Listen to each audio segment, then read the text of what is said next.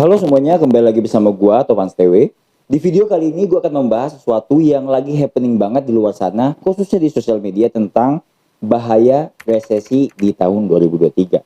Nah, di sini gua akan membahas secara enjoyable banget, nggak yang menakut-nakuti, tapi gua akan memberikan saran dan masukan dan tips gimana kita menyikapi jika terjadi resesi di tahun 2023.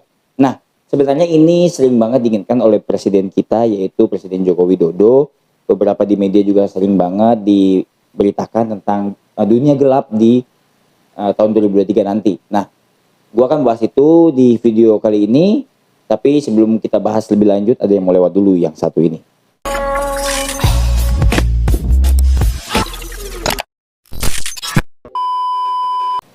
Oke, jadi di sini gua akan bahas ya, secara ya nggak terlalu detail, tapi ya lu bisa nangkep poin-poinnya gitu ya.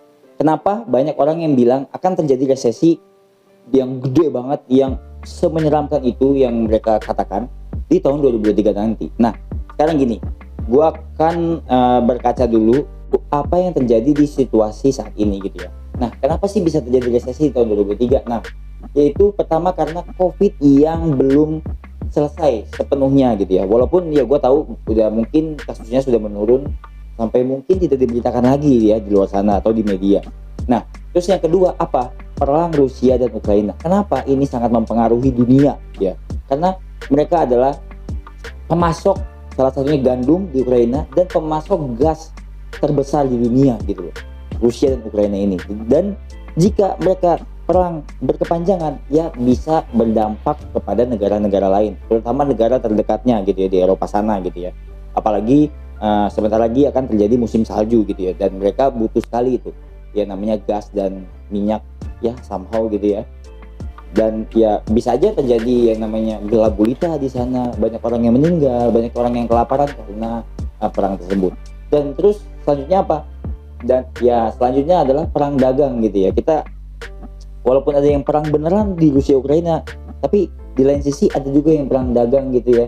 Ya, ketika negara tidak memiliki apa namanya aset gitu, kasarnya kalau Indonesia kan ya gue yakin lah di tahun 2023 nanti bakal sustain gitu. Kenapa? Karena kita memiliki kekayaan yang sangat melimpah gitu. Salah satunya ya mungkin laut, kita punya banyak ikan gitu ya. Terus komoditi kita juga banyak, mau apa, batu bara ada, emas mungkin ya kan, nikel ada, semua kita sudah mempersiapkan dan kita memilikinya. Jadi kita punya daya tarik bersaing nanti di tahun 2023 gitu ya. Dan bahkan gua bisa berpikir bahwa di 2023 nanti Indonesia mungkin bakal sustain, mungkin saja akan terjadi resesi, tapi itu kemungkinannya sangat kecil. Kenapa? Karena pemerintah kita sudah mempersiapkan dari jauh-jauh hari ya kan ya. Misalnya apa?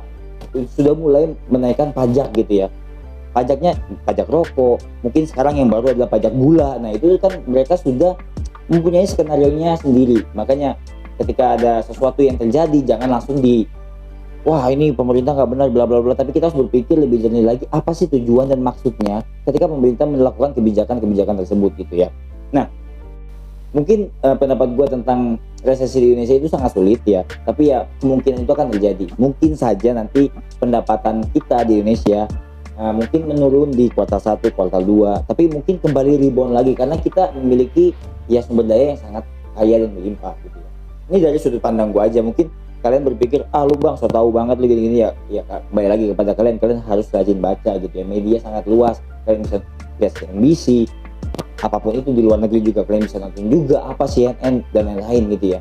Berita ini sangat luas, semua membicarakan hal ini. Dan The Fed sendiri aja sudah mengumumkan bahwasanya Amerika itu akan terjadi resesi 6-9 bulan lagi. Nah, mereka aja sudah bisa memprediksi bahwa negara tersebut akan terjadi resesi sebegitu mengerikan gitu ya. Kenapa kita sebagai negara yang sustain tapi kita tidak mempersiapkan itu? Nah, ini dia nih. Nah, poinnya adalah orang yang menakut-nakuti kita di luar sana, mungkin seperti videonya Raymond Chin yang tentang 2023 itu ya mengerikan ya. Mungkin gue belum nonton tapi gue dapatlah poinnya. Mungkin aja kita itu bukan ditakut-takuti tapi lebih diperingatkan, gini loh di tahun 2023 itu akan terjadi seperti gini. Nah sebaiknya kita harus gini. Nah di sini gue akan bahas tentang apa sih yang harus kita persiapkan di tahun 2023 agar kita tidak terdampak jika terjadi resesi. Nah ini dia nih poinnya. Di sini gue akan menjelaskan untuk kalian ekonomi menengah ke bawah, karena di video gua kan selalu bikin video tentang bagaimana cara kerja, mengatur biaya hidup dan sebagainya gitu ya.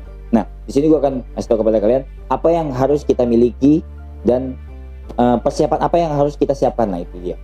Yang pertama adalah kita harus menyiapkan dana darurat gitu ya. Dana darurat itu apa sih Bang?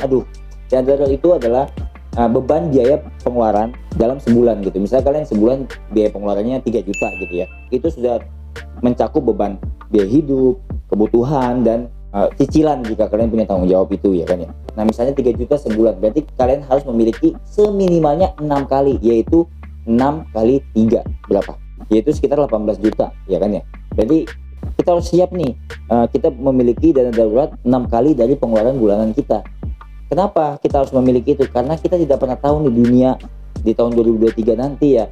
Apalagi kalian yang kerjanya di kantoran atau buruh pabrik. Nah kan kita nggak pernah tahu jika perusahaan ingin meng-cut off atau mempecat atau mem-PHK karyawannya, karena ya mereka juga sudah berpikir, ini udah bahaya nih, kayaknya gue harus memotong atau memangkas karyawan gue biar gue bisa sustain juga, bisa bertahan juga nih nanti di tengah krisis nanti. Nah, jadi kalian harus mempersiapkan itu. Jadi kalian jangan berpikir bahwa kalian itu aman ya, hidup kalian itu tentram, kerja udah jadi karyawan bla bla bla, tapi kemungkinan itu akan terjadi. Jadi kalian harus mempersiapkan itu minimalnya 6 bulan, tapi kalau bisa ya 12 bulan, karena kan tahun 2023 nggak hanya 6 bulan aja toh ya kan ya, yaitu ya 12 bulan. Jadi kalian harus memiliki 12 kali pengeluaran bulanan kalian. Itu untuk poin yang pertama. Oke, lanjut ke poin yang kedua adalah kalian harus mengelola aset kalian ya. Kalau kita ngomongin aset apa sih yang bisa kita punya ya? Misalnya kalian punya rumah. Kalau kalian tinggalin ya berarti kan jadi konsumtif ya.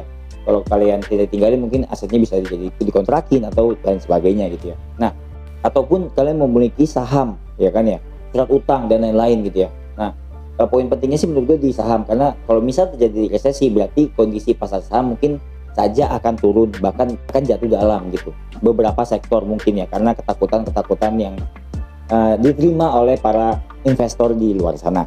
Berarti kita harus mengalokasikan keuangan kita ke instrumen investasi yang konservatif ataupun moderat. Contohnya seperti apa? Contohnya kalian bisa naruh uang kalian di pasar uang atau di surat utang gitu ya. Contohnya apa nih Bang? Ya kalau pasar uang kalian bisa naruh di deposito di bank gitu ya kasarnya, ataupun surat utang seperti kalian beli obligasi atau ORI 22 nih 022 yang akan berakhir di tanggal 20 Oktober ini kalau nggak salah. Nah kalian alokasikan aset atau keuangan kalian di situ. Kenapa? Karena cenderung potensi uang kalian hilang. Kenapa gue bilang seperti itu? Misalnya kita ngomongin deposito misalnya uang kalian hilang, nggak mungkin, kayaknya kemungkinannya kecil kecuali perusahaan itu bangkrut. Misalnya bank itu pelit, bangkrut, ya uang kalian mau nggak mau hilang karena kan kalian menaruh uang kalian di situ.